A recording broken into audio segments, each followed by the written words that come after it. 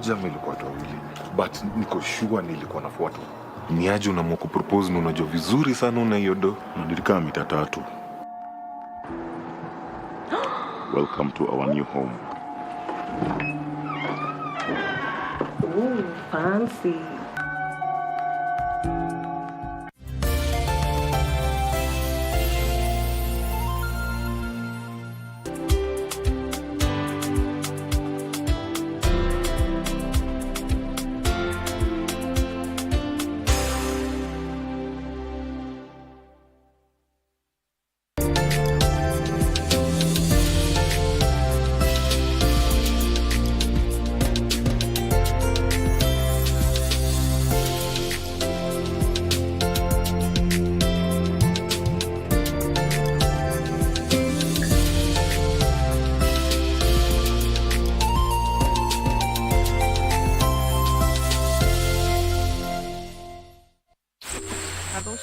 Ima na wendo mwingi tugikuthokia Embu County, the land of opportunities.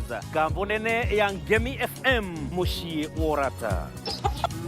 Twegagure na kamwetha kama vyumeto. Muroro kiande tukunye maire na murori tuthie thokore besa mivukore cha manje makiyara uranje muri cietu cia thitima na ronje ruwathagana nyamu cia kithaka igitugemeria bururi wetu wa mbere. Embu County, Ngemi FM tikomono tukianirira na mugambo munene. Eno ni Ngemi FM musie wa urata. ino ni nyumba nene Musie wa urata. Ngemi FM 103.5. Greetings in the name of the Most High Jah Rastafari. My good name is Marley Moses, the positive warrior, alongside... Yes, sir, DJ D-Rage, the baddest. Each and every Wednesday from 10 p.m. on KBC Channel 1 TV. Tunakuletea the biggest reggae party in 254 in a yard extra. Extra niceness of reggae music. Extra dose of entertainment. When the thing is nice, we have to do it twice.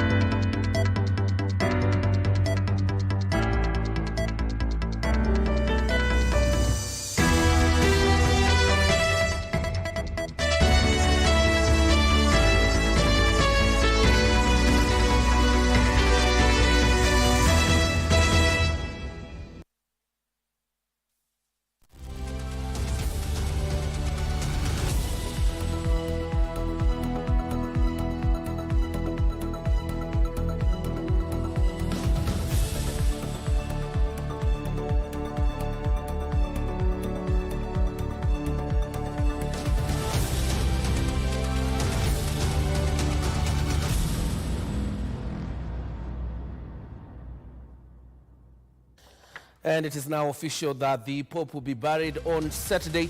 From tomorrow, his body will be available for public viewing, that is by Catholic faithfuls and non-Catholics at the St. Peter's Basilica in Vatican.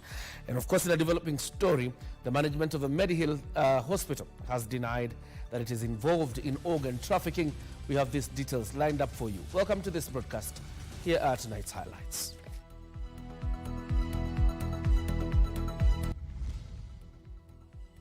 We are not in organ harvesting business. Mediheal Hospital refutes claims it is involved in illegal kidney transplants.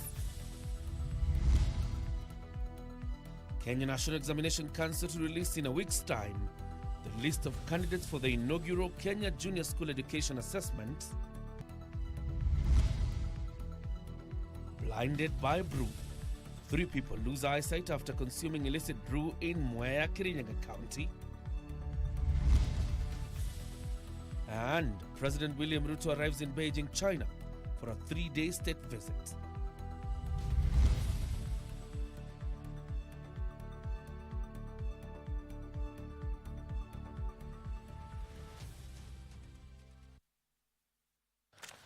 Welcome to the broadcast. My name is John Jacob Kioria. Our sign language interpreter is Susan Thuku, once more stepping in for Tomboya and Irene Mchuma Odim. Now, the management at Mediheal Hospital, through its legal team, says it is prepared for any investigation regarding the kidney transplant services, assuring full cooperation with the authorities.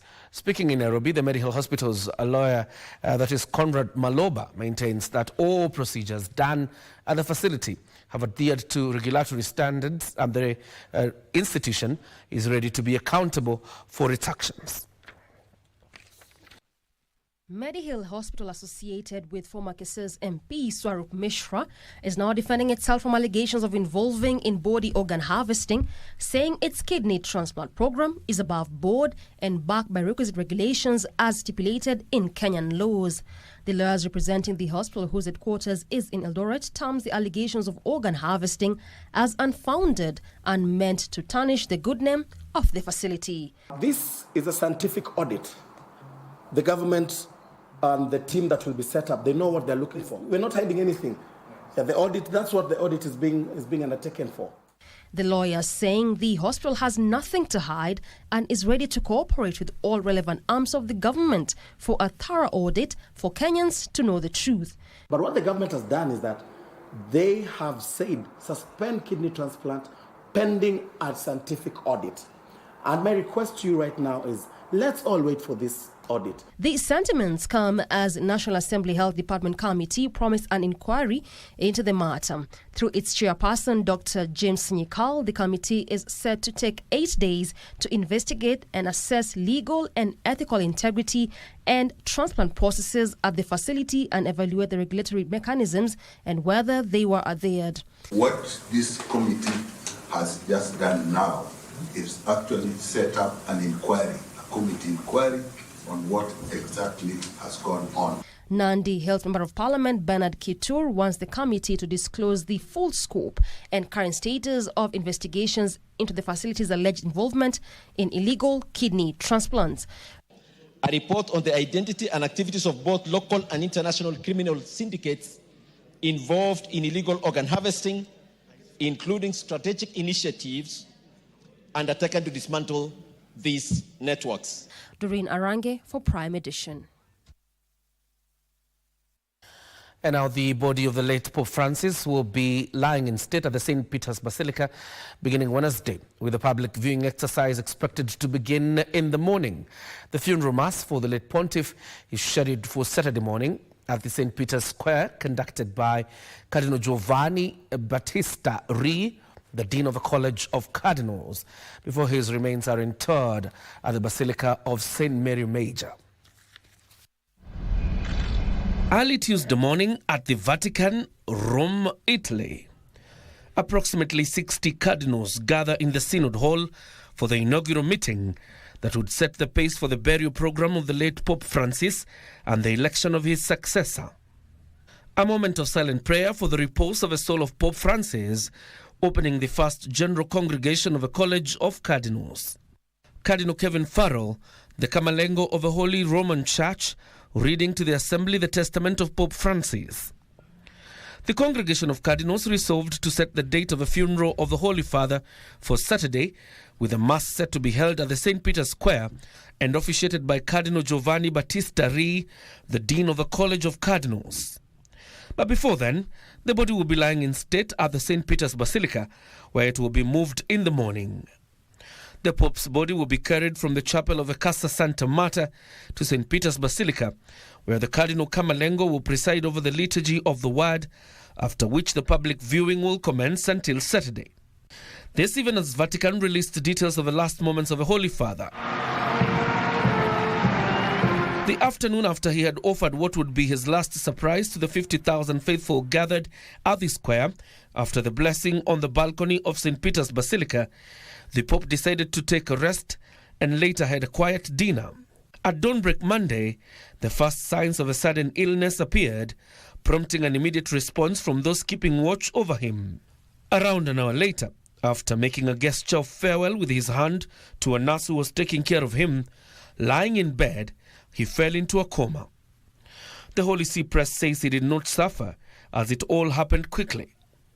US President Donald Trump, Ukrainian President Vladimir Zelensky, French President Emmanuel Macron, Brazilian President Lula da Silva, and Polish President Andrzej Duda are among world leaders who have confirmed that they will be traveling to Rome to attend the funeral of Pope Francis. And of course, it's a story that will keep keeping tabs on until D-Day, when of course the Pope is buried on Saturday. But then again, you know that kickstarts yet another process of electing his successor. We are keeping our eyes on Vatican. Now, National Assembly Speaker Moses Wetangula on Tuesday led parliamentarians in observing a moment of silence in honor of the late head of a Catholic church, Pope Francis, ahead of his burial on Saturday. MPs in mourning the passing of the pontiff celebrated him for his humility, a defense for the downtrodden, and defense for climate justice, and also his quest to unite the globe by embracing peace among all nations. We offer our deepest condolences. We honor his legacy, and we pray for the repose of his soul. May his life messages continue to guide leaders, nations, and people towards justice, humility, and compassion. As the world mourns his colossal loss, honorable members, let us be reminded by his example of the enduring power of servant leadership and the call to build bridges and not walls. The Pope is not just the leader of the Catholic, but he's the leader of this world. And therefore, I want to join the Catholics and Christians in the world to emulate, and other leaders to emulate the spirit of Pope Francis, to continue to build bridges and not walls. You can see in this country, as the president works, he's trying to build bridges all over, Honorable Speaker, so that we can have a more cohesive nation, more cohesive Kenya in the spirit of Pope. Pope Francis will be remembered as a Pope who was a people person, a people servant, and a Pope who really believed in standing for the downtrodden. We are told that one of his last words when he was passing on, Honorable Speaker, is that the Pope told the health care person who was taking care of him, thank you, and we will always remember him as someone who was ready to intervene in matters that really affected the downtrodden. We strive to build bridges and not walls between people. I think that's a very significant message, that we should not just take it literally, but be embodied as a Christian community.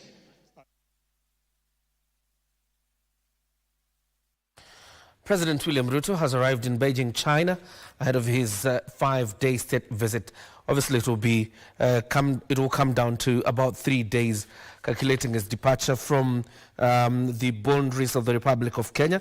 And this visit is aimed at strengthening bilateral ties with the East Asian country. The engagement is aimed at unlocking new opportunities in trade, investment, and infrastructure development. As Abdiaziz Hashim now tells us, the Prime Cabinet Secretary Musalia Mudavadi has already met with new prospects from China who are expressing interest in the expansion of the Jomo Kenyatta International Airport. At exactly 8 p.m. local time, President William Ruto alongside First Lady Rachel Ruto arrived at the Beijing airport in China. Thank you. Marking the start of their state visit to the East Asian country. This historic visit that marks the first by an African leader since the Beijing summit of the Forum on China-Africa Cooperation will see President Ruto and his Chinese counterpart Xi Jinping sign multiple agreements. Foreign Affairs Principal Secretary Kioria Sing'oei said the president talks with President Xi will center on advancing shared priorities in economic transformation, sustainable development, and global cooperation. The president will also deliver a keynote address at Peking University, where he will outline Africa's vision for inclusive growth, leadership, and cooperation. Ruto is also expected to advocate for the reform of the global financial system, calling for a more fair, inclusive, and predictable architecture that serves the needs of the developing countries. Already, Prime Cabinet Secretary Musalia Mudavadi has met with key investors who will aid in advancing the country's technology and the modernization of the Jomo Kenyatta International Airport. While meeting with the Huawei's global vice president Wang Qi in Beijing, the Foreign Affairs Cabinet Secretary stated that the expanded partnership with the Chinese tech giant Huawei will accelerate the country's digital transformation. Mudavadi, who also met with the president of BAC International Raymond Luo, urged him to express interest in the expansion of the Jomo Kenyatta International Airport. Abdiaziz Hashim for Prime Edition. Story by Abdiaziz Hashim regarding the president's visit to China takes us to a very fast breather on Prime Edition. Don't go too far. We're coming back with more news.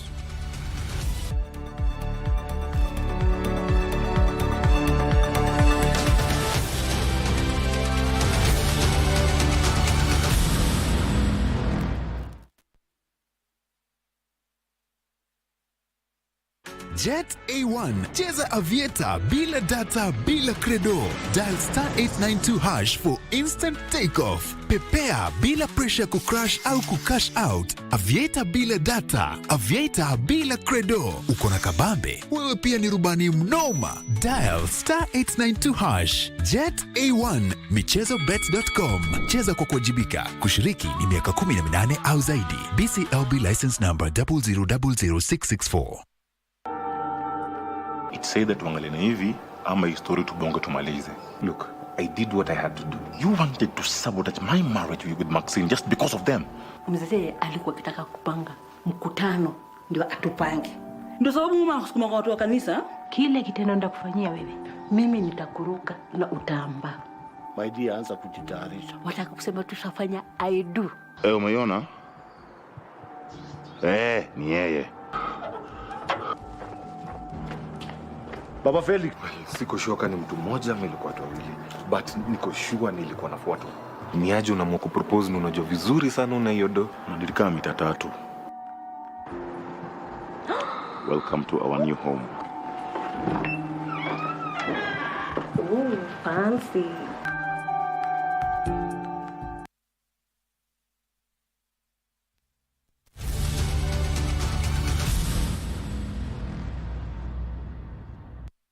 Welcome back. The Kenya National Examination Council, NEC, says they are ready to administer the inaugural Kenya Junior School Education Assessment following the rollout of the competency-based curriculum CBC.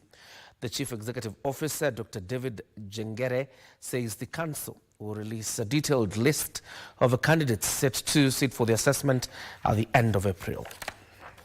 Stakeholders are meeting in Nairobi for the second annual symposium on the competency-based assessment. The meeting is being hosted by the Kenya National Examination Council with a key focus on interpreting assessment data, reforming administration processes, and expanding accessibility in education. We collect a lot of data through assessments, and particularly through the competency-based assessment. We start collecting data on each child from grade 3. So it's very important that every child becomes visible to us, and we understand what are the equity issues that these children are going through, so that we can then advise the government on any interventions that are required. Speaking during the symposium, NEC Chief Executive Officer Dr. David Njegere underscored the Council's commitment to ensure that aspirations of the competence-based curriculum and competence-based assessment reforms is being achieved, including through the administration of the first Kenya Junior Secondary Education Assessment at the end of this year. The registration of these learners has already been concluded. We have registered all the learners. We are now cleaning the data. And hopefully by the end of the month, we should be able to share with you exactly how many learners we have registered for the Kenya Junior School Education Assessment. NEC Chairman Professor Julius Nyabundi, who officiated over the symposium, applauded the Ministry of Education for making significant strides in education reforms to equip learners with necessary skills for a dynamic world. And a number of things that will come up here. First of all, for example, whether maths should be compulsory or not.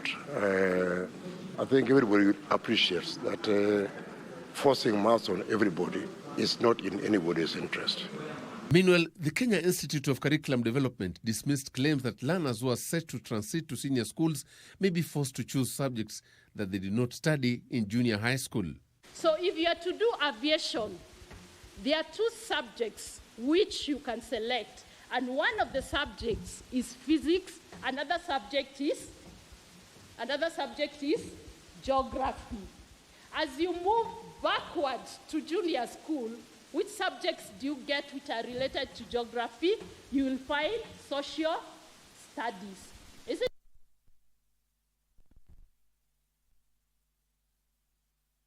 The government is in the process of reviewing the scheme of service for chiefs and assistant chiefs to address job stagnation. The Interior Cabinet Secretary Kipchumba Murkomen informed the National Assembly Administration and Security Committee that in the new scheme of service, delayed promotions and bias in training will be permanently addressed. The ministry has concluded training for 800 assistant county commissioners and is now set to roll out the training for chiefs and their assistants. Chiefs must be very sensitive to ensure that they understand that they are serving Kenya. They are not serving their clan or their community. So notwithstanding your concerns, it's very important for the chiefs as we continue training them to appreciate that they are serving Kenyans regardless of their community or their tribe. We need to have a determined time period, and I take it as part of the reforms to make sure that we go and agree on, even if the process takes long, but not later than a certain period of time. If we say 6 months or 3 months or 6 months, it should reach a particular period of time that a vacancy should not be, unless really a court order or some other issues. But the normal filling process must have capped timeline. 3 people have reportedly lost their eyesight after consuming illicit brew at Kangai village, Mwea West sub-county in Kirinyaga County. The victims were brought to Kioria dispensary in Kangai with complaints of poor eyesight, where they received first aid treatment before being moved to Kioria Level 5 Hospital. Kirinyaga County authorities confirmed that the patients are in stable condition, with investigations on top gear to establish the source of the illicit brew. Earlier last year, 17 people lost their lives, while several others lost their eyesight in the same area. The 3 are recuperating at the Kioria Level 5 Hospital.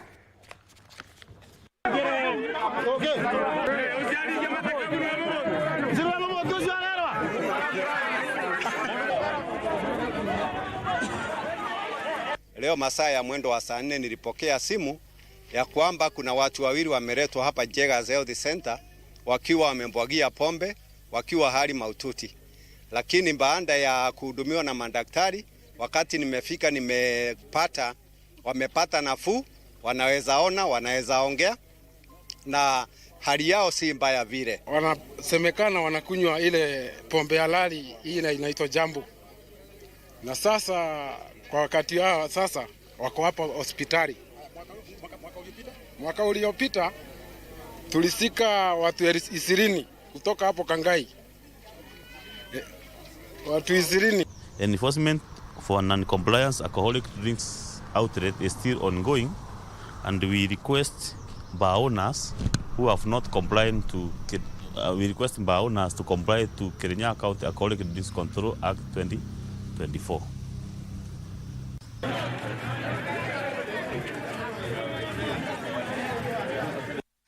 The story of Kirinyaga County is really unfathomable. It beats logic. Why we would have repeated incidents of the same thing in the same county, in the same area.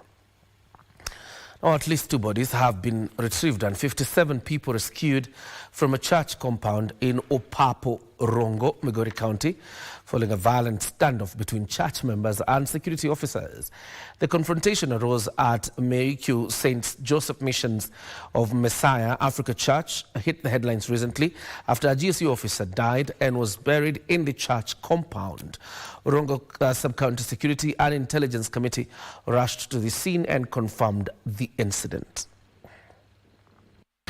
Tensions escalated last week when the family of a GSC officer who was a member of the St. Joseph's Missions of Messiah Africa Church reportedly attacked the church, aided by several local residents. The incident turned chaotic, leaving several worshippers seriously injured, as 2 of them later succumbed to their injuries, having refused medical attention due to their religious beliefs. Jacinta Nachueo, who lost her father during the scuffle, narrates the ordeal. The police officers requested him to be taken to the hospital, but he did not accept. He refused. He said that he has strong faith, he will be okay, his Lord will heal him. From that day up to yesterday, He was well, working. So yesterday in the morning, he called me and told me, my child, we are here with you. Protect my body from the outsiders. Don't let my brothers come and take out my body outside this compound. Devastated church members are now appealing to the government to intervene and help them get justice. As we know that nobody can be buried without a valid written burial certificate permit. So people have been buried there. Even them, they were not aware that somebody has died here. Even the church members had actually not even informed them that somebody has passed away. Hata mliwauliza, unataka kwenda hospitali? Wakasema imani yao inatosha. Na kama ni kifo, Mungu amejua, hiyo ndio njia yao ya kwenda mbinguni. Sasa mnataka sisi tulazimisha mtu, lakini amejua imani yake na ameshika imani yake. Tulifuata utaratibu ya serikali pamoja tena na nini? Unajua haki ya binadamu inakuanga. Sisi hatuwezi zika mtu kama hatujajulisha nini yao, na tena lazima tufuate serikali. The tragic events prompted swift response from law enforcement from Rongo, who stormed the compound and evacuated the congregants to avert further injuries and destruction. We have rescued wale ambao tulisikia ni wagonjwa na wengine wako na majeruhi, so wanaenda kufanyia uchunguzi. No, kweli ningesema kwamba kuna watu wawili ambao wamepoteza maisha, lakini chanzo cha kupoteza maisha hatuwezi kusema sahihi because of the postmortem. So tutangojea mpaka postmortem ifanywe ndio tujue nini kimefanya wakapoteza maisha. Authorities have already launched investigations as they call for regulation of religious groups operating in the region. Sentiments echoed by families of the deceased, urging the government to crack a whip and weed out misguided doctrines. Michael Mondiga for Prime Edition. The Defense Cabinet Secretary Soipan Tuya has called for stronger national and global cooperation in dismantling the financial lifelines of terrorist groups. She warned that terrorism financing remains a key threat to regional and global security. CS Tuya noted that all global efforts have succeeded in dismantling terror networks. Their ability to access and move funds remain a persistent and strategic enabler of terrorism. Our chief guest, the Cabinet Secretary. While we have made very significant progress in disrupting terrorist networks and degrading their capabilities, one area remains a persistent and strategic enabler for terrorism. And this is the financing mechanisms that sustain the terrorist groups. Speaking during the launch of a 4-day training on counter-terrorism financing by the Islamic Military Counter-terrorism Coalition in Nairobi County, Defense Cabinet Secretary Soipan Tuya called for collaborative efforts across both national and international levels in the fight against terrorism financing. Kenya does recognize that effectively countering terrorism financing requires robust international cooperation, shared intelligence, harmonized legal frameworks, and continuous capacity development. CS Tuya noted that there is need for strategic investment in the skills, networks, and institutional resilience needed to detect, disrupt, and dismantle illicit financial flows. Terrorist financing fuels recruitment, planning, logistics, and operations. Without addressing the financial lifelines that sustain these networks, our broader counterterrorism efforts risk being undermined. This makes this initiative all very crucial. Secretary General of the Islamic Military Counter-terrorism Coalition, Major General Mohammed bin Sahid Al-Mogedi, said the best way to confront terrorism is through cooperation. The establishment of the Islamic Military Counter-terrorism Coalition came with a clear vision that aims at coordinating international efforts and unifying ranks to strengthen ideological, financial, military, and media capacities and offer strategic initiatives to build capacities and train specialists in order to assist in the preparedness of the organs concerned with combating terrorism. The multi-agency training seeks to strengthen 42 nations of IMCTC member states' capabilities to detect, disrupt, and dismantle illicit financial flows.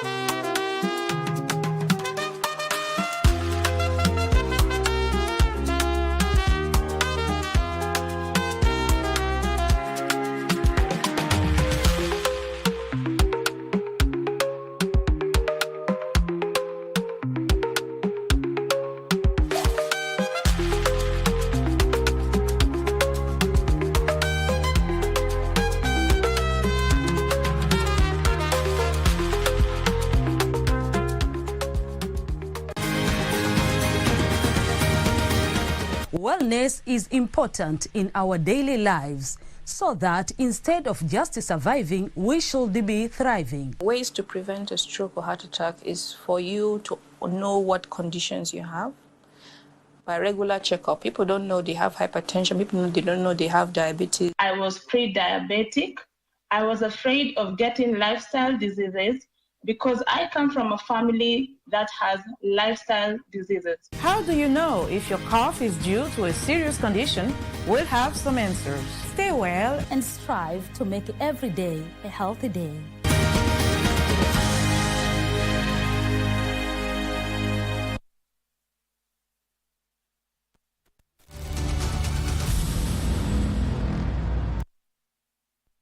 Now, welcome back.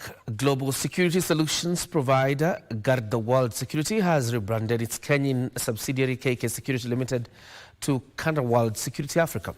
The rebranding aligns the company's local operations with its global identity, which has an extensive footprint in Africa, employing about 8,000 people in Kenya. Speaking during the launch at a hotel in Nairobi, Oliver Westmacott, President and Chief Operating Officer Guard World Security International, said the company will continue to collaborate with stakeholders in the security space and adopt innovation and focus on delivering superior integrated services to bring differentiated value to clients in Kenya and across Africa.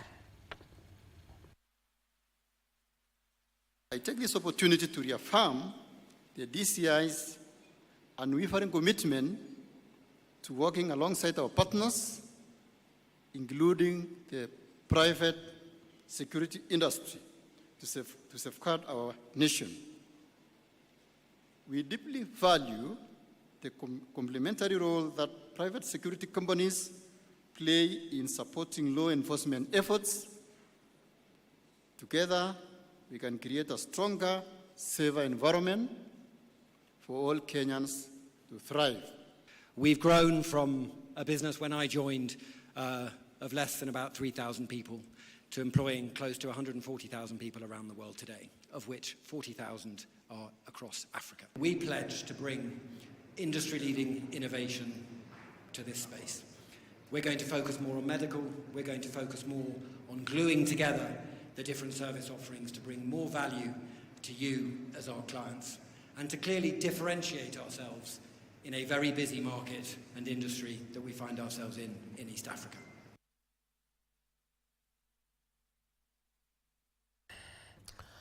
Dr. Jenny Mbunya has officially taken over from Amos Gadesha as the Principal Secretary for Public Service and Human Capital Development.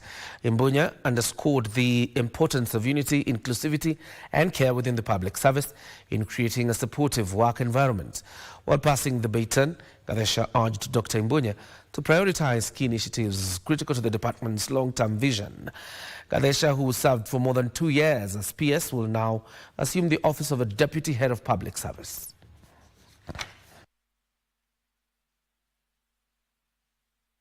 We have the HR Management and Development Bill that we have pushed through Cabinet and it has been approved. It's supposed to be going to, it has been approved by Cabinet.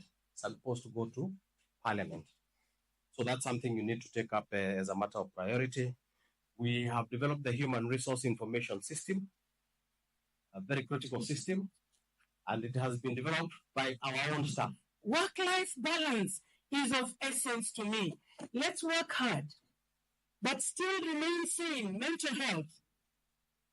Let us keep our families. Those of us who are parents, let us be the best parents. But by the end of it all, let us be the best version of that civil servant that Kenya has never seen before. A transformative initiative in the remote village of Nyalinga in Migori County is positioning women at the center of a fight against climate change. The initiative Renewable Energy Project that blends environmental sustainability with women's economic empowerment aims to convert biodegradable waste from market centers into renewable energy sources to reduce pollution and foster sustainability. In the heart of rural communities adversely hard hit by the vagaries of climate change, quiet revolution is taking shape Women long affected by environmental challenges are now becoming part of the solution, armed with new skills in converting biodegradable waste into renewable energy. The kind of the products that we get from harnessing waste is briquette, pellet, and biogas. Chief Executive Officer Fido Ochieng says the renewable energy project is equipping women with skills in waste collection, renewable energy processing, and sustainable farming practices. What we are doing is that we are harnessing waste into energy. By utilizing organic waste such as crop residues, food scraps, and vegetable peels, the project reduces methane emissions from decomposing waste and creating clean alternatives to traditional fuels like charcoal and firewood. We unlearn what we've known to work for us, like charcoal and firewood, because number one, we are hurting our own environment. Joel Nyakwaka, an expert in renewable energy, says women involvement in such initiatives is not just about equity, but also about impact. In protecting our environment in the area of agriculture, because women are also in rural Kenya, women are actively involved in farming, and when we give them cleaner options or sustainable options, then we expect to see them playing an important role. Doreen Arange for Prime Edition. Mombasa Governor Abdul Swamad Nasir has been directed to issue a comprehensive report within 7 days on the county's education plan and budget. The directive was issued by the Senate Education Committee, which faulted the county's management of education amid grim statistics that show that 80% of students do not make it to tertiary institutions. The Senate Education Committee Chair, Senator Betty Montet, reiterated that the committee is keen to understand the budget set aside towards supporting vocational colleges in the wake of a shocking statistics. In his defense, the governor said that he had plans to give skills to the youth through the Skills Mitaani program. The committee will pitch tent in Kwale County on Wednesday as it probes various county education budgets and investments. Generally, we can say that the county has done well. They still have a lot to do. As you're aware,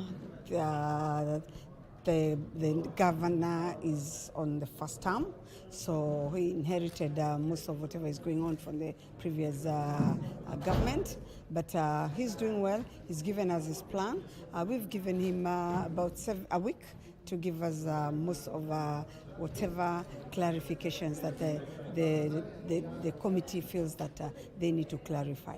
And this is why I was saying that the program that we have, which is the Skills Mitaani, which should be done prior to this financial year finishing. It should include people being given necessary skills, and not just the skills, thereafter given financial literacy, and thereafter as well to be equipped. So if you're someone who has proved to us that we paid for you for your baking, and you prove to us that you can actually be able to attend, and you're, many factors that are going to be there. After you've been given your certificate, you're also going to be given necessary equipment.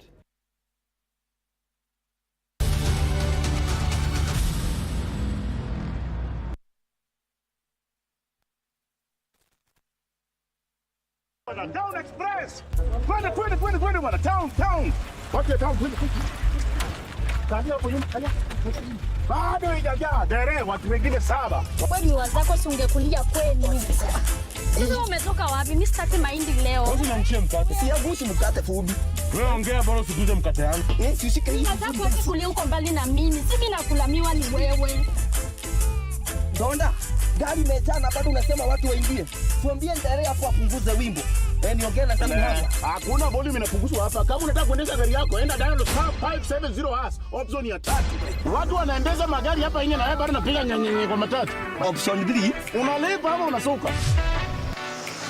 Comfort yako iko kwa *570#. Option 3, Master Genio moja safi, reliable, modern safety and security features. Cheza mara kadhaa ujaze entry tickets zako kwenye draw ili uimarishe uwezo wa kushinda. Mshindi tunamtangaza 27th of April na gari tutakufikishia. Omera unaenda maweni. Mimi siendi na madri, nishainuka na star 570 hash. Inuka na Daniel kwa star 570 hash option 3. Asante.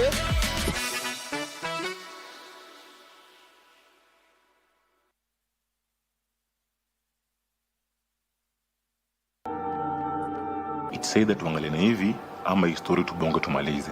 Look, I did what I had to do. You wanted to sabotage my marriage with Maxine just because of them. Mzee alikuwa kitaka kupanga mkutano ndio atupange. Ndio sababu mama kusukuma kwa watu wa kanisa. Kile kitendo nenda kufanyia wewe. Mimi nitakuruka na utaamba. My dear, anza kujitayarisha. Wataka kusema tusafanya I do. Umeiona? Ni yeye. Baba Felix, siko sure ni mtu mmoja ama ilikuwa watu wawili. But niko sure nilikuwa nafuatwa. Ni aje unaamua kupropose na unajua vizuri sana una hiyo do? Na nilikaa mita 3. Welcome to our new home. Oh, fancy. Where is Asia? She's in the office working. Already? I don't encourage laziness in my company. I do appreciate everything you do in this house. Can you say I'm conducting an interview this way? We need to have a plan. Kwani umeanza kuingiwa na baridi tena? Something fishy is going on somewhere. I found this number. Another wife. She's called Nancy. Ni akiwalai bilai mimi tu niachili tu niishie. Mimi nataka uniambie mali Ruth yuko. Kila mtu ananiuliza kuhusu umbenge. Mungu wangu, hizi baraka ni nyingi kwangu. Divert kwa wengine. Madam Osies. Wacha kunisunguza. Niambie nikusaidiaje. Dan anaweza kuwa Jandayos. You must lay low. Hii dunia imejaa wasee hivyo. The prodigal son returns. I imagine you missed me. Enda pole pole msichana. Shoot me. Let me get my gun.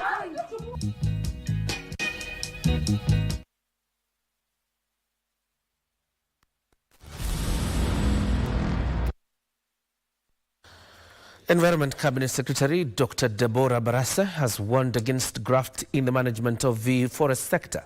Speaking during her inaugural visit to the Kenya Forest Service, that is the headquarters in Karura, following a reassignment to the docket, Barasa says her ministry is fully committed to eradicating any malpractice, saying officers found engaging in any illegal activities will face the law.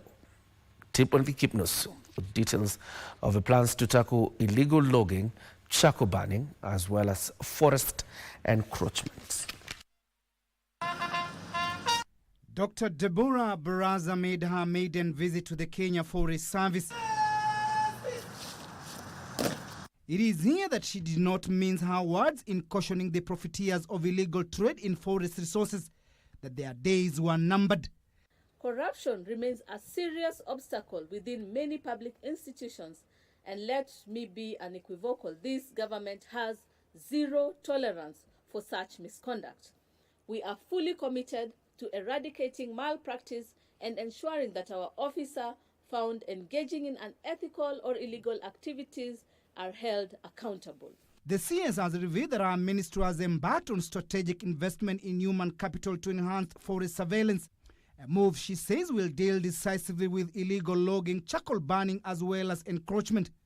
She at the same time challenged the Kenya Forest Service to innovate and develop robust internal revenue generation strategies to make the service financially self-sufficient.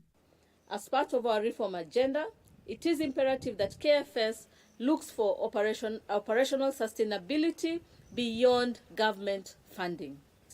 This may involve exploring forest-based enterprises, ecotourism, carbon credits, and or forming a strategic partnership. Barasa has in the meantime urged Kenyans to embrace the planting of fruit trees in a move she says will help address food insecurity in the country, as well as protect the environment. I believe that if we can have improved nutritional component, if we can have food security through fruit tree planting, even as we go about with the other trees, the indigenous trees, etc., I believe that this will be critical in terms of ensuring that the needy, the vulnerable, the children can be able to access a fruit for their nutrition component, and will have a healthy nation. During the visit, speakers championed for the attainment of President Ruto's target of 15 billion trees by the year 2032, with Kenyans urged to support the initiative. Trees will create jobs for our Kenyans who are outside there. it's worth for this country. We will be able to industrialize this country. And as such, we're encouraging everybody, including you. I am ready to allocate land for you to come and grow. Timothy Kipnusu for Prime Edition. Time for us now to get into business news, and the government is reviewing postal laws to align them with technological and market trends. Broadcasting and Telecommunication Principal Secretary Stephen Isaboka says the planned reforms will facilitate the Communications Authority of Kenya, CAK, the Communications Authority of Kenya, CA, to bring new and emerging services in the postal and e-commerce submarkets under the regulatory ambit. Recent data from the Communications Authority indicates a growth in revenue for Kenya's postal and courier services, with a total of 7.7 billion shillings reported in 2023, an increase from 7.1 billion in the previous year.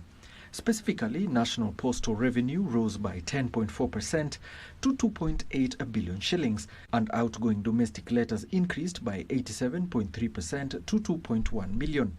The service, however, is still struggling to merge with emerging technologies brought about by e-commerce. The postal industry is operating in a highly competitive environment due to the ever-changing marketplace, which calls for regular oversight. Broadcasting and Telecommunications Principal Secretary Stephen Isaboke says another thorny issue surrounding growth of the postal sector is harmonization of regulations across borders, which players are saying is acting as a trade barrier and an inhibitor of growth. I wish to call on the African region to harmonize our ICT policies, to strengthen our cross-border postal networks, share the best practices, forge partnerships with tech firms, and commit to sustainability by ensuring our postal systems are green and resilient. To navigate this complex landscape, we must come together in partnership. We need stronger partnerships between regulators and operators, government and the private sector, and between national systems and regional blocks. Isaboke spoke during the opening of the Postal Letters Regulatory Forum for Africa, where the continent's postal regulators are set to come up with a unified way forward in pushing for better service delivery and market access for postal services. It is fitting to have this platform for regulators to fully exchange ideas, share experience, and collectively identify innovative, actionable solutions. Alanauko, Prime Edition. Decent workplaces and the funding for innovation are the key challenges faced by micro, small and medium enterprises. Now, the small business operators are urging the government to introduce and channel low-interest loans through banks to ease access to credit to support business growth. 4 in 5 micro, small and medium-sized enterprises in Kenya collapsed, celebrating their 5th year due to challenges such as market access, cash flow issues and poor management. The MSE Amendment Bill 2025 and MSE Act Review 2025 that is undergoing a 2-week public participation session is expected to address these challenges. On Tuesday, public participation forums were held in Machakos, Nyeri, Eldoret and Garissa. Among issues that micro, small and medium enterprise operators want urgently addressed are access to markets and capital, since existing credit facilities by banks are not tailored for their needs. If they will streamline more linkage, whereby we are not asked for more documentation from the financial institution, it will be a good challenge, because we find that most of the entrepreneurship, they go to the second tier of the financial institution. Process kwanza ni ndefu na iko na requirements nyingi sana ambazo sidhani kama kila mwana youth anaweza kufata. They are also concerned about availability of decent workplaces with supportive infrastructure such as electricity, water and sanitation. Other things like infrastructure, already the government is doing a lot, but it's still a challenge having the right infrastructure and really the right model for even using infrastructure like manufacturing. You find a number of our MSMEs want to invest a lot in manufacturing. And that means that when they have the money, they hardly have enough to run the business after investing in the basic infrastructure. Tungelipenda hii sheria wakati inataka kutungwa, jambo la kwanza, wanajua kali wawe wanahusika ndani katika board ya MCA. They are calling for a nationwide rollout of business management training programs to empower micro, small and medium-sized enterprises, most of who grapple with poor management practices. Most of Kenyans will get into business, ASA by the way, as you're still looking for something to do, you get into business. And what normally happens is that we do not have the right, most Kenyans do not have the right skills required for them to manage their businesses sustainably. More public participation forums are scheduled to be held on Thursday this week in Kisumu, Chuka, Nakuru and Mombasa. Frederick Mwoki for Prime Edition.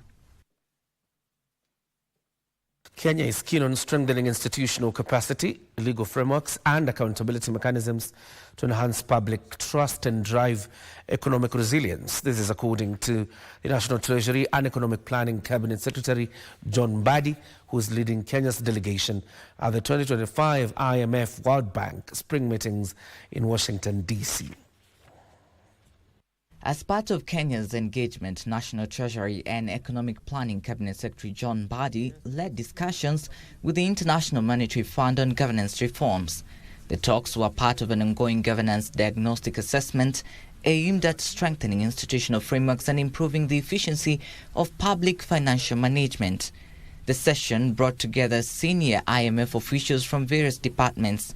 Mbadi underscored governance as a cornerstone of Kenya's economic agenda, calling for reinforced institutional capacity and enhanced accountability mechanisms. He says governance diagnostic assessment presents an opportunity to benchmark Kenya's governance practices against global standards and access targeted reforms and technical support. The Kenyan delegation, including Treasury Principal Secretary Dr. Chris Kipto and Central Bank Governor Dr. Kamal Thuge, also participated in the G24 Deputies meeting, which highlighted the IMF's 2025 economic outlook, global growth trends and strategies to shield developing economies from climate change and geopolitical tensions.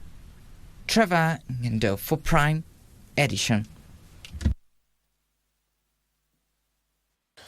Smallholder dairy farmers are embracing self-help groups and cooperative societies to finance acquisition of farm inputs and expansion of their operations. The farmers are increasing investments to capitalize on growing demand for dairy products.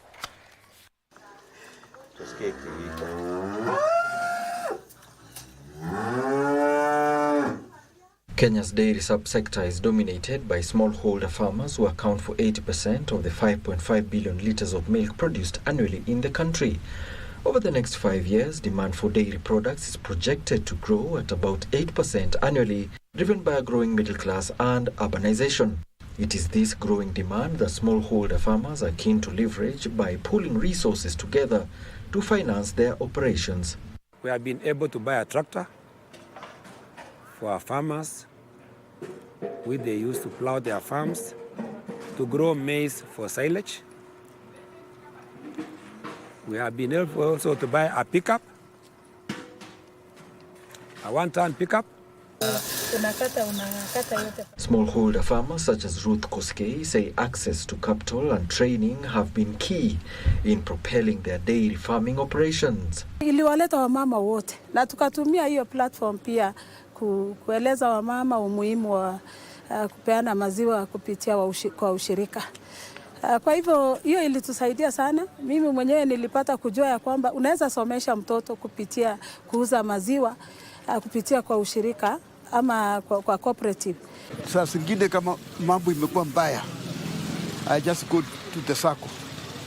Naomba pesa kidogo and they can keep me depending on my shares which I have in the sacco. Na kipatia mimi hiyo inanisaidia zaidi. The capital is financing the smallholder farmers to add value to milk to produce products such as cheese, yogurt and fermented milk. They say unity is strength, and from the examples we've seen here, farmers are embracing corporate societies in order to alleviate historical challenges related to access to credit and capacity building. Alan Auko from Nandi County, Prime Edition. The youth are being challenged to embrace the DigiTrack, which is a mobile digital classroom powered by Huawei to gain cutting-edge digital education. Huawei Director of Government Affairs, Adam Lane, says by providing hands-on learning experiences, the DigiTrack initiative bridges the digital divide in rural regions and empowers youth with the tools to thrive in an increasingly digital world. The DigiTrack program that was established in 2019 has to date trained over 6,030 youths across 36 counties. The curriculum under the DigiTrack program places emphasis on practical skills and online safety, including how to protect personal data, identify scams, and navigate the internet responsibly. We as Huawei, we're happy to be having the DigiTrack go around the different counties across the country. As Martin mentioned from CFSK, we started this DigiTrack in 2019. We started from Nandi County, and so far we've gone through 38 counties to be exact, and we've trained more than 6,200 students across the country. Len made the remarks at Uriri Vocational Training Center in Migori County during the graduation ceremony for 210 youth who successfully completed their DigiTrack training program. He said the DigiTrack program focuses on empowering communities, fostering innovation, and equipping the youth to tap income-generating opportunities in the digital space. Well, first of all, I'd like to congratulate all of you for being able to go through the DigiTrack training. The 1 month that the track has been here, I'm sure it's been beneficial to you, going through the different modules of training, basic computer training, all the way to online safety, entrepreneurship, and a bit of that. Digital skills are increasingly being adopted as pathway to online gigs. Sylvia Gatti, reporting for Prime Edition. Counties are betting on digitization to shore up revenue and improve service delivery.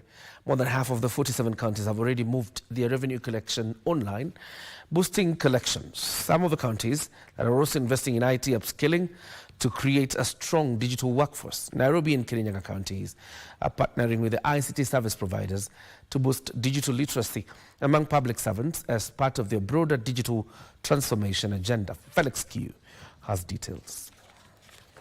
Already, the government has rolled out the County Connectivity Project to help in laying the foundation of a new e-government strategy in Kenya to connect all the 47 counties.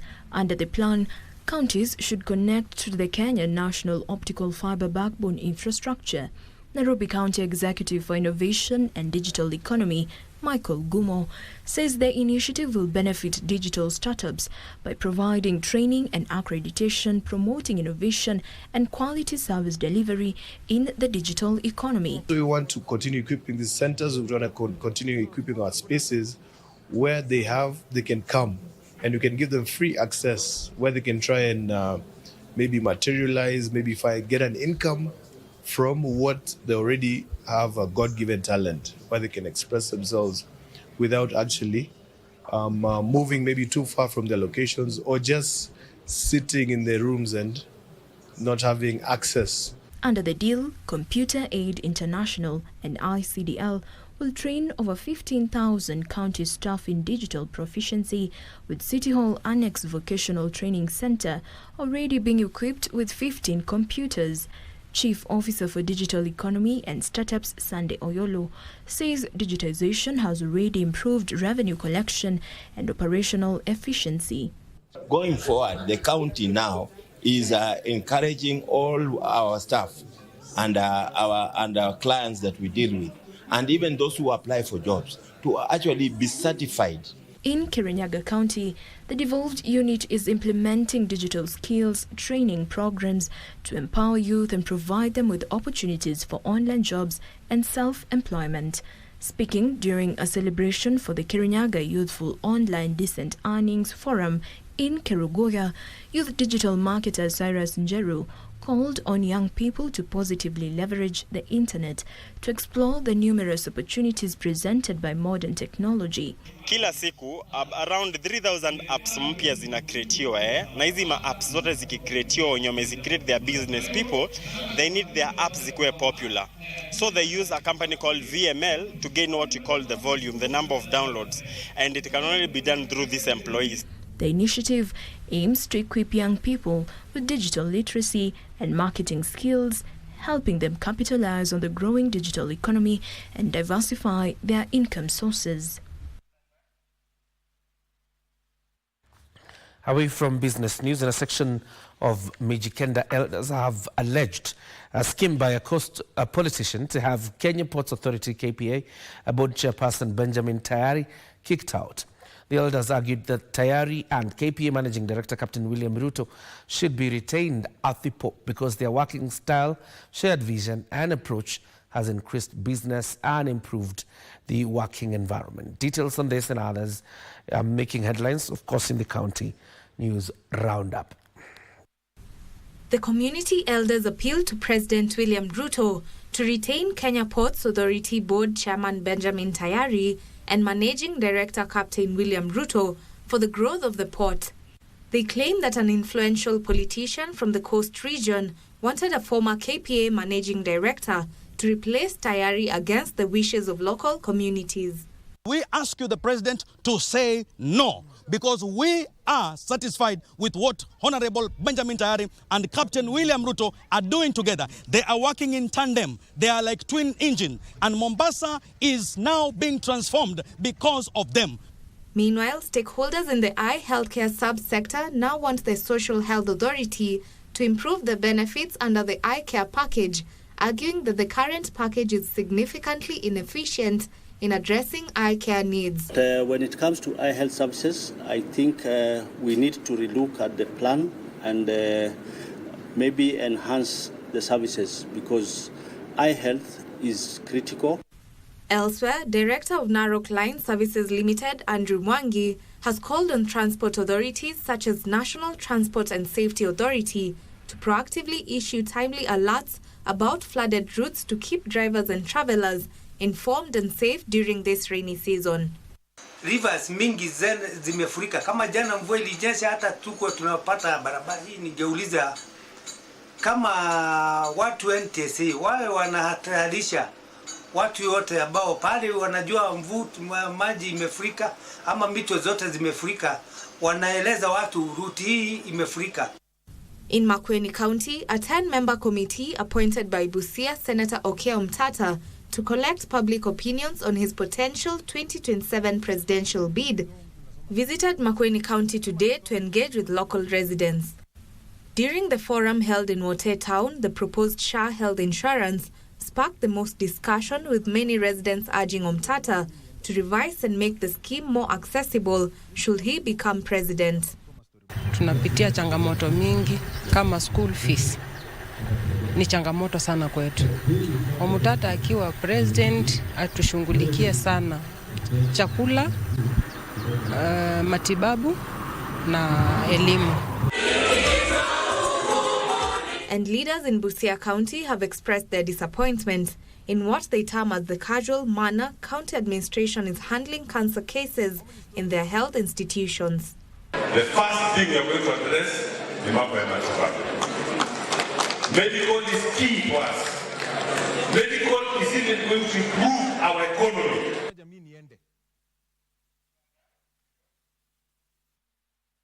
Farmers in Angalo Village, Arujo location, Homa Bay Town constituency, are decrying crop losses due to what they say is continued invasion of their farms by hippopotamuses from Angalo Beach in Lake Victoria. The farmers say several acres of farmland have been destroyed, with crops such as maize, kale, tomatoes, and other horticultural products severely damaged. They are now calling for government intervention and compensation. Among those affected is Kennedy Ongwae, a local farmer who is leading the call for urgent intervention. Ongwae says the number of hippos encroaching on their farmlands has risen significantly, resulting in widespread damage and economic hardship for farmers. Lakini manyama inaitwa hippo imetusumbua. Angalia hapa nyuma, unaona vile hii shamba imekuwa. Hii tunalinda kutoka asubuhi mpaka kutoka saa 12 usiku mpaka saa 12 asubuhi. Na hii kitu iko na uelevu kama binadamu. Tukifukuza hivi na kukujia na nguvu siku hizi. Watu wetu wa game tukiwaambia wanatembea na gari hapa, akikuja na zunguka tu atoki nje, angalia kama hii kitu inakuwa namna gani. Many of the affected farmers say they depend entirely on their crops to support their families, and with their harvest lost, they face an uncertain future. There's nothing which can grow up, which can be grown here, which will survive the hippos. They've appealed to both the government and the Kenya Wildlife Service to step in and find a lasting solution to the problem. Tumeomba county commissioner aingilie ndani, achukue jukumu kama yeye binadamu anaona vile watu wake wanateseka kuweka chakula walinze watoto. Aambia watu wageni wakuja hapa. Kama sio hivyo, tutatafuta mbinu yote. Tutaenda maandamano. Hata kupita hiyo maandamano, tutafuta mbinu yote tuone kama tutaondoa hizi vitu. Mariambo reporting for the Prime Edition.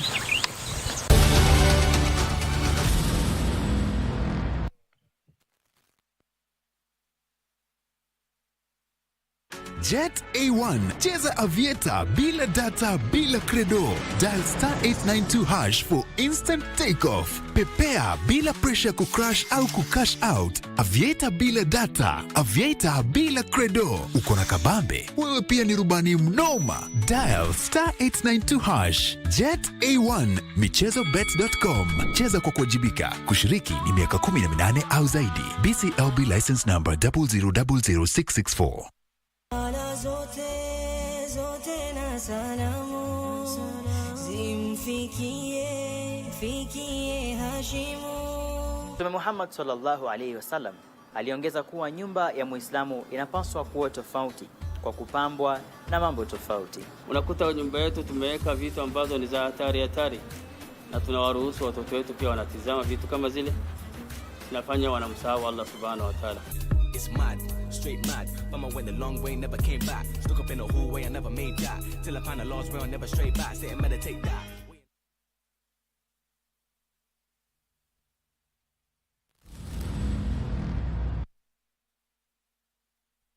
The government has set up labor desks at the Jomo Kenyatta International Airport and the Moi International Airport in Mombasa to curb human trafficking disguised as labor export.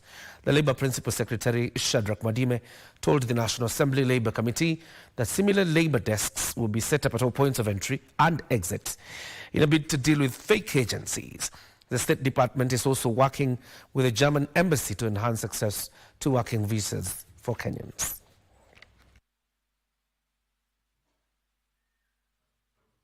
We have also put in place labor desks in our points of exit, particularly where we know Kenyans access easily foreign markets. And here I'm making reference to the terminals that obtain at JKIA and also at Mombasa Moi International Airport.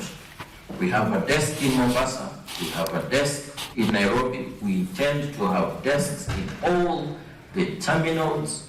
We see Kenyans going every week in large numbers, particularly to access the Middle East market.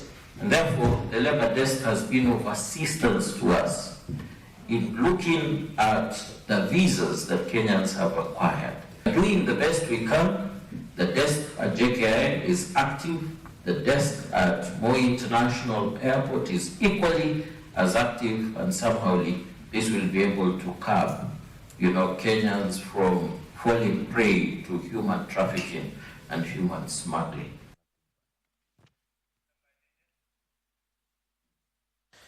Police in Kabarnet, Baringo County have recovered the body of a boda rider who had been missing since Thursday, 17th of April 2025.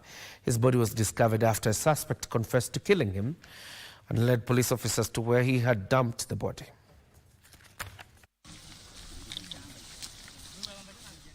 An arrest and a confession enabled police officers to solve the puzzle behind the disappearance of Kevin Kibichi Togoch, who has been missing for over a week.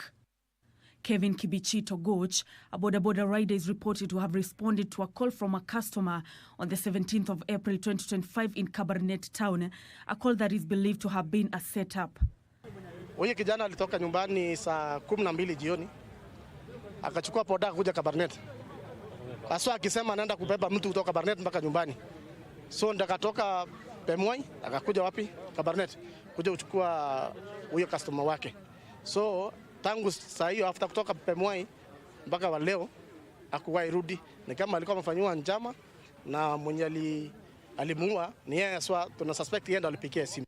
A suspect would later be arrested riding the stolen motorbike in Eldoret town, and upon being probed, he confessed to having murdered Kibichi and dumped his body. He led the officers to a thicket in Kabartonjo where he had concealed the body. The security team had to comb through difficult terrain to get to the body. And after hours of resilience, the body was finally retrieved. According to Baringo County Police Commandant Julius Kiragu, the suspect could be a hardcore criminal. Maybe he see incidents yake ya kwanza. We believe it's a cartel that has been operating because as you have seen, tumepata Eldoret, meaning maybe kuna kitu kama cartel. So ni vizuri kama kuna anybody mwenye labda amewahi kuibiwa pikipiki, be it here, be it Eldoret, be it anywhere else, they come forward to record statement. Nimekuwa kwa town lakini kwa muda ni pikipiki kupotea. Lakini kulingana sasa hivi vile tunaona kama wame upgrade. Ni pikipiki inapotea na mtu anapotea. So itabidi tukue macho sana na hata ule customer tunabeba usiku. Pia ningependa kuwaomba wenzetu wenye tunafanya wote kazi moja. Kabla hujabeba mtu, angalia kwanza mahali huyo mtu anaenda.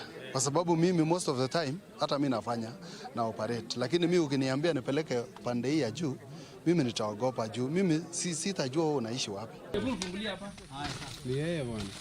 Unamjua? Authorities, however, had a difficult time containing an irate mob that was baying for the suspect's blood when he was taken into custody. Nancy Okware, Prime Edition.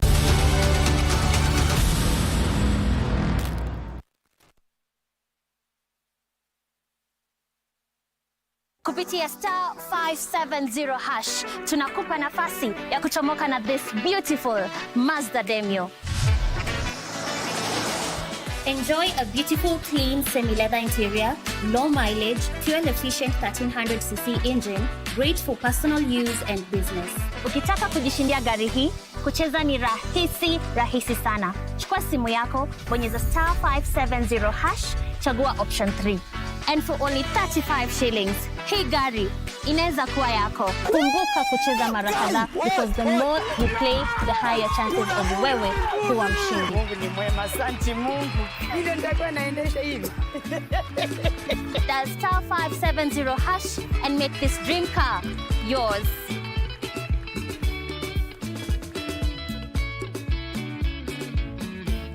Cheza Loto Moto. Friday night again. Greetings in the name of the Most High, Jah Rastafari. My good name is Marley Moses, the positive warrior, alongside... Yes, sir, DJ D-Rage, the baddest. Each and every Wednesday from 10 p.m. on KBC Channel 1 TV. Tunakuletea the biggest reggae party in 254 in a yard extra. Extra niceness of reggae music. Extra dose of entertainment. When the thing is nice, we have to do it twice.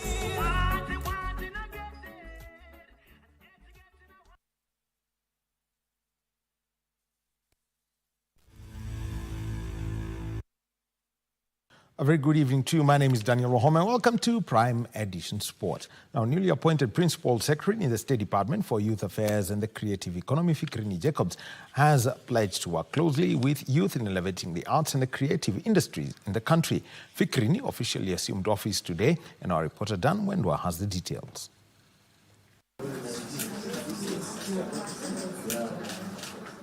A warm welcome for Fikrini Jacobs, the newly appointed Principal Secretary for Youth Affairs and the Creative Economy, as he officially assumes office. Speaking after the handover, Jacobs said the department will prioritize identifying and nurturing young talents where it often goes unnoticed in villages, slums and remote counties. I will, of course, operate an open door policy. I am an all-time comrade. I think it's very important to mention that to us. I'm very easy with interaction. The goal is to help the State Department move. He also emphasized on building strong partnership with county governments and private sector players to fund and sustain youth programs. If anything in these state departments, any of the state departments does something good or bad, the effect will not directly be felt from that state department at the beginning. The impact will be felt at the presidency. So when you do something good here, we will be shining, but the presidency will be shining brighter than ourselves. His words were echoed by the Sports Cabinet Secretary Salim Mvurya, who noted that they will work closely and unite all youth through sports and creatives. Our role as a State Department and Ministry is basically to create an enabling environment for the youth of our country to realize their potential. Now, Leeds United and Mali ladies were crowned winners of the men's and women's football titles, respectively, during the Bingwa Fest National Finals held at the Kisumu Mamboleo Grounds, Kisumu. Meanwhile, Kakamega County Government is mulling over establishing a bullfighting league in the county. Leeds United saw off Julu Nyabango 3-1 through post-match penalties after both teams remained unseparated in regular and additional time. Hamisi Bakari gave Leeds United the lead, but Julu equalized shortly after through John Nakitare. In the women's final, Mali ladies were crowned the champions after defeating Turkana ladies 5-4 via post-match kicks following a 1-1 draw in regular time. Following the win, both Leeds United and Mali ladies were awarded 2.5 million shillings, while first runners-up walked away with 750,000 shillings.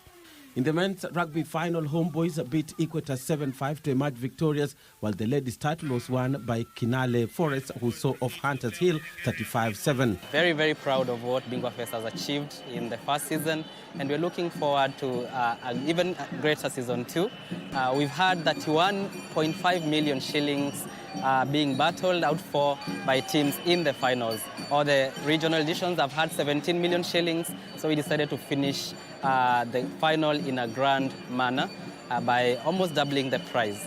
Meanwhile, Kakamega County has announced plans to launch the Bullfighting Premier League.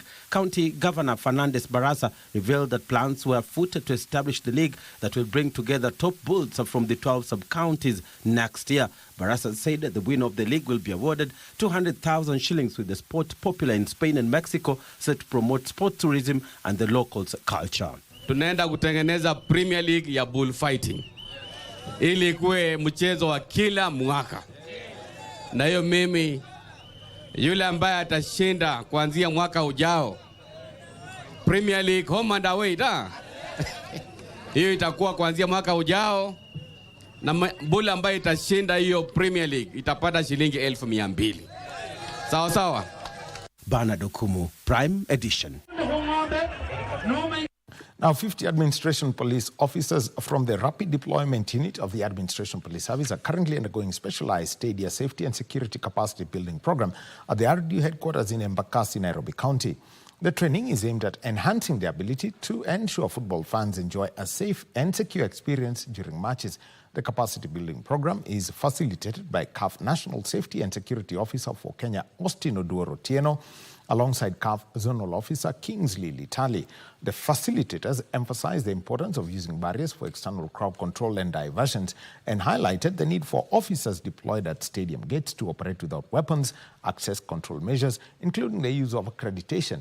The training comes as Kenya intensifies preparations to co-host the African Nations Championships CHAN in August 2025.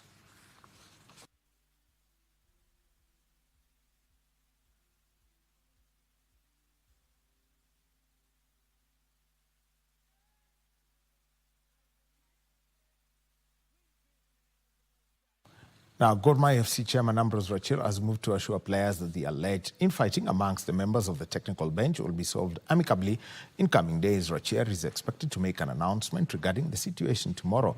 Gor Mahia head coach Sinisia Mihich walked off during their league match against Sofapaka last week, signaling an existing tension between him and assistant coaches Zedekiah Otieno and Michael Nam.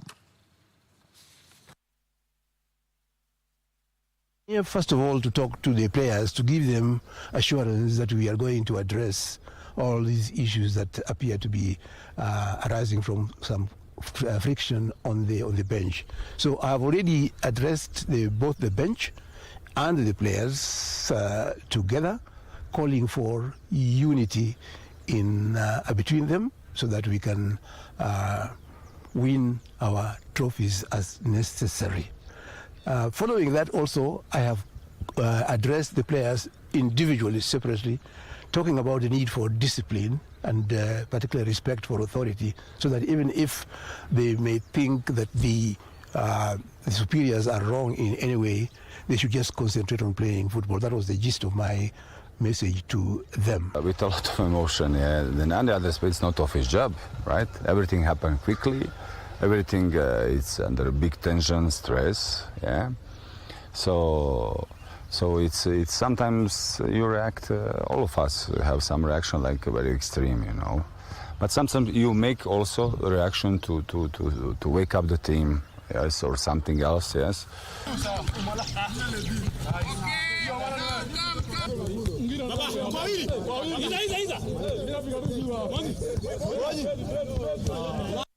And Team New Dawn, led by outgoing First Vice President Shadrack Marki, who is aiming to succeed Paul Tergat, is confident of clinching victory in the National Olympic Committee of Kenya election set for this Thursday. 25 NOC-affiliated federations plus 4 executive members will elect new officials who will serve for a period of 4 years. When we look back, what we have done in AK, it gives now a lot of energy, especially for my part, to also work within the Olympic Committee and to transform the sport itself. We have done very well in athletics. We have established camps all over the country. We have nurtured talent, working very closely with the Ministry of Education, that is primary and secondary schools, to the extent that we have more than 58 camps so far. That has already been established, supported by the government. If we are elected to know, I do believe that the passion, the energy that we have shown in Athletics Kenya, we will replicate also in this institution, that the other federations will benefit from our experience. And Nation Randiek, Colonel retired, is vying for this seat because he believes he can bring change. He can bring change in the current setup, which is first and foremost ensuring that we place the athletes before anybody else within the organization. We ensure that the athletes are taken care of, looking at their training, looking at the training of the technical personnel to take care of them, taking care of federations, because the federations are the foundation of NOC. Why Mudibo for New Dawn or why Mudibo for Secretary General is that I believe working with a team that has been selected, who we are working with, it's all a matter of working in unity. It's all a matter of working together. It's all a matter of having a dream whereby all of us as presidents want to change how things are done within our federations and within the umbrella body of the Olympic Committee of Kenya. New Dawn is about progress. New Dawn is about servant leadership. We want to be servants of athletes. We want to be servants of the federations and not bosses. We are not bosses because we believe in working together with everybody. Banamaluki is up to the task, and that's why he's brought in together various federations as a team, all working together towards one goal. And myself looking to work together with this whole team as executive committee member. I bring in my abilities to raise money, to bring in money into NOC that will help federations, help in matters governance. There have been issues in Kenyan sport about governance. Currently, I'm also fighting some wars in rugby, but there has to be a cleanup. So to bring back credibility to Kenyan sport. And that's the sport for tonight. So lots to keep up with tomorrow. And remember that the clubs GSU, KPA, and Prisons are in Tunisia for the Men's Africa Volleyball Club Championships. We've got our under-20 team, Chipu, which is the rugby side, playing at the Rugby Africa Under-20 Bar Test Trophy. They are playing against Namibia at 1 p.m. tomorrow. And we've got one FKF Premier League match that's going to kick off at 4 p.m. It's a catch-up game, so lots of sport for tomorrow evening. Have a good one. My name is Daniel Wahome. Thank you, Daniel, for the sports. Time for us now to put a cap on Prime Edition. And thank you for your company throughout the 1 hour and about 15 minutes. Time for us now to end it here. Have yourself a good night. My name is John Jacob Kioria. Our sign language interpreter tonight has been Susan Thuku. Good night.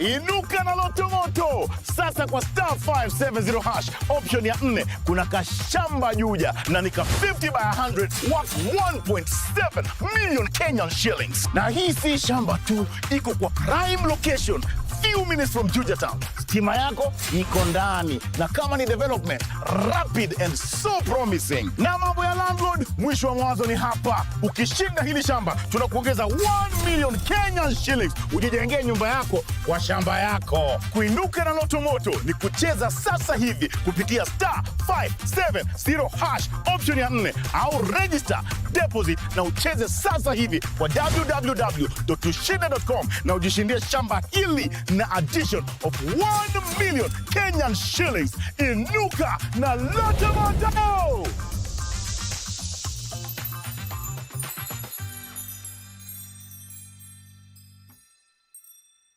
Are you a talented artist? Or are you passionate about a topic you want to discuss?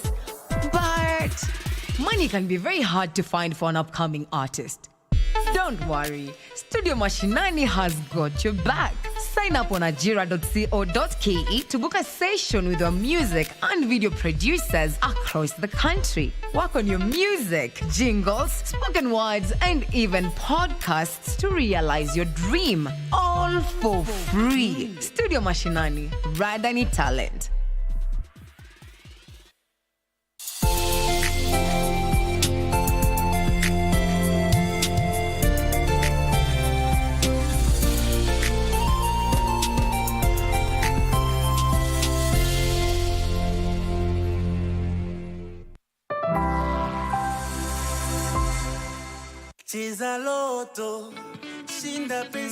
Welcome, tukiwakaribisha watatu au kupitia star 570 hash au tushinde.com.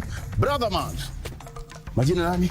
Kwa majina ni Dominic Repei kutoka Narok County. Shughuli unafanya gani? Mimi nafanya kazi na pale GSU headquarters kama clerical officer tu. Aha, alokuja hapa kutoka pwani nani huyu? Naitwa Marceline. Kutoka wapi? Kutoka Malindi. Nimeipata kutoka pwani. Marceline, shughuli gani? Kwa sasa sina biashara yoyote, lakini nilikuwa na biashara ya chips na juice. Kwa hivyo sasa hivi unawania, unataka kufanya nini? Unatamani nini? Mimi natamani 200,000. Na inusia hapo. Her Majesty, jina nani? Agnes Mora. Agnes Mora, kutoka wapi? Kisii huko. Mora, Marceline, Dominic. Hapa ndani nimeweka ka mountain bike. Hapa ndani nimeweka ka fridge. Hapa ndani nimeweka ka kuka. Hapa ndani iko mpaka 55 inch TV. Sijasahau pwani nimeweka bajia visamosa. Hapa iko 25,000 Kenya shillings. Hapa iko 50,000 Kenya shillings. Hapa iko 100,000 Kenya shillings. Na iko 200,000 Kenyan shillings iko hapa. Msema kweli? Fungua pazia. Funulia watu mali. Umeona vibajia, visamosa, ziko wapi?